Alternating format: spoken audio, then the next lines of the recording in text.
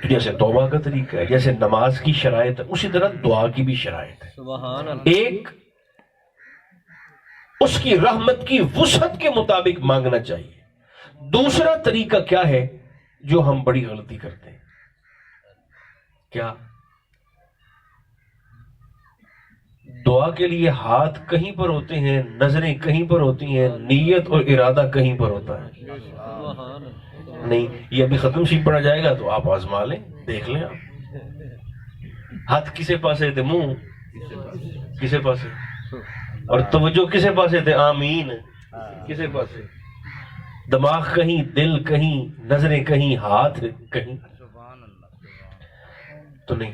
ایسے تو ہم اگر کسی دوست اور بھائی سے بھی کریں تو وہ بھی کہے گا کہ تھوڑی شرم کر لو، یہ کیسے تیرا انداز ہے۔ مگر کبھی ہم ایسے گھٹنوں پہ ہاتھ رکھ کے بیٹھ جاتے ہیں کہ جیسے طاقت ہی کوئی نہیں۔ کبھی ہم ایک ہاتھ کو دوسرے ہاتھ پہ رکھ کے بیٹھ جاتے ہیں۔ جیسے نماز پڑھنے کے لیے چہرے کا قبلہ رخ ہونا ضروری ہے، دعا کا یہ انداز میں بھی اور آپ بھی ذہن میں رکھیں۔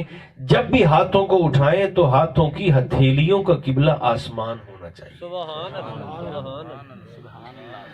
ہاتھ ملا کر بھی دعا مانگنا محبوب سے ثابت ہے، ہاتھوں کو جدا کر کے بھی دعا مانگنا حضور سے ثابت ہے، اور دونوں ہاتھوں کو اتنا بلند کرنا کہ سر سے بھی اونچے چلے جائیں، یہ انداز بھی حضور سے ثابت ہے۔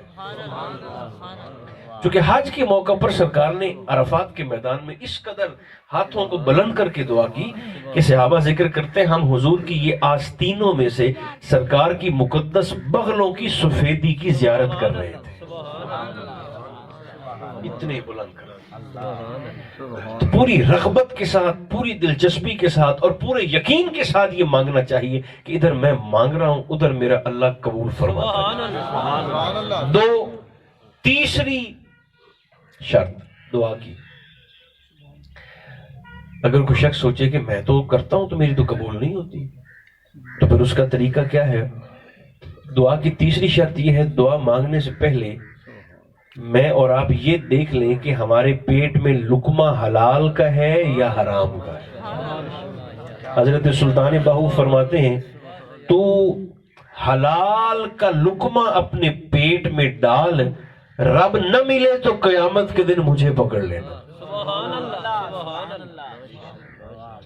جہاں بڑے بڑے سجدے اور سخاوتیں اور تلاوتیں لے کر نہیں جاتی، وہاں رزق حلال انسان کو لے جاتا ہے۔ یہ تو کرنسی نوٹوں کے پیچھے بھی لکھا ہوا ہے، حصول رزق حلال عین عبادت ہے۔ ایک بندہ ممبر تے بیٹھا ہے، ایک بندہ دکان دے گلے تے بیٹھا ہے، جنت دو منو چاہیے، ممبر والے کو بھی چاہیے، دکان کے گلے پر جو بیٹھا ہے جنت اس کو بھی چاہیے۔ مگر آپ یقین جانیں اگر یہ دکان کے گلے پر بیٹھا ہوا شخص پورے خلوص کے ساتھ اپنی ڈیوٹی کو کرتا ہے، گڑبڑ نہیں کرتا، تو یہ ممبر والے سے پہلے اللہ کی جنت کا مستحق بن سکتا ہے۔ مسلم شریف کے اندر سرکار کا فرمان موجود ہے۔ بہرحال ایک صحابی، آخری بات، ایک صحابی سرکار کی بارگاہ میں حاضر ہوئے، حضور آپ دعا فرمائیں میری ہر دعا اللہ کی بارگاہ میں قبول ہو جائے۔ حضور سیدی امام اعظم رضی اللہ تعالی عنہ وارضہ عنا آپ فرماتے ہیں بیت اللہ شریف کو پہلی نظر دیکھ کر جو بھی دعا مانگی جائے اللہ قبول فرما لیتا ہے۔ تو حضور قبلہ بابا جی سے رحمت اللہ تعالی علیہ آپ سے پوچھا گیا کہ حضور آپ نے چونکہ 70 سے زائد حج فرمائے ہیں، حج تو آپ جب بیت اللہ اور عمرے تو اتنے ہیں کہ بابا جی فرماتے تھے مجھے خود بھی یاد نہیں،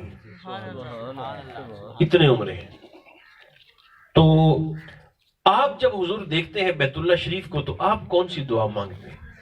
تو قبلہ بابا جی حضور فرمایا کرتے تھے کہ میں جب بھی حاضر ہوتا ہوں اور بیت اللہ المشرفہ پر پہلی نظر پڑتی ہے تو میں یہ دعا کرتا ہوں مولا میری منظور احمد کی ہر دعا کو اپنی بارگاہ میں قبول فرما، میں مکہ میں مانگوں تو بھی قبول ہو جائے، میں مدینہ میں مانگوں تو بھی قبول، میں ساہیوال میں مانگوں تو بھی قبول، میں لڈن میں مانگوں تو بھی قبول، ہر دعا میری قبول ہو جائے۔ تو وہ آ کر عرض کرنے لگے حضور آپ دعا فرمائیں میری ہر دعا قبول ہو جائے۔ سرکار نے فرمایا پھر اپنی روٹی کو، لقمے کو، روزی کو پاک کر لو۔ آقا وہ کیسے؟ فرمایا جب کوئی شخص ایک دفعہ ایک لقمہ حرام کا کھاتا ہے 40 دن تک اس کی دعا اللہ کی بارگاہ میں پہنچتی ہی نہیں ہے قبول، تو پھر کیا ہی ہونی۔ تو دعا کے لیے یہ 3-4 باتیں ہیں جن کا مجھے اور آپ کو احساس کرنا ہے، خیال کرنا ہے۔ خدا کرے جو کلمات آپ نے وہاں بیٹھ کر فرمائے اور جو میں نے ممبر شریف سے عرض کیے، یہ سارے کے سارے خادم حسین صاحب کی والدہ مرحومہ کے حق میں قبول ہو جائیں۔ اللہ کریم ہماری خطاؤں سے صرف نظر فرما کر ہم سب کا خاتمہ بھی ایمان پر فرمائے۔ صلی اللہ علی خیر خلقہ محمد و آلہ و اصحابہ اجمعین برحمتک یا ارحم الراحمین۔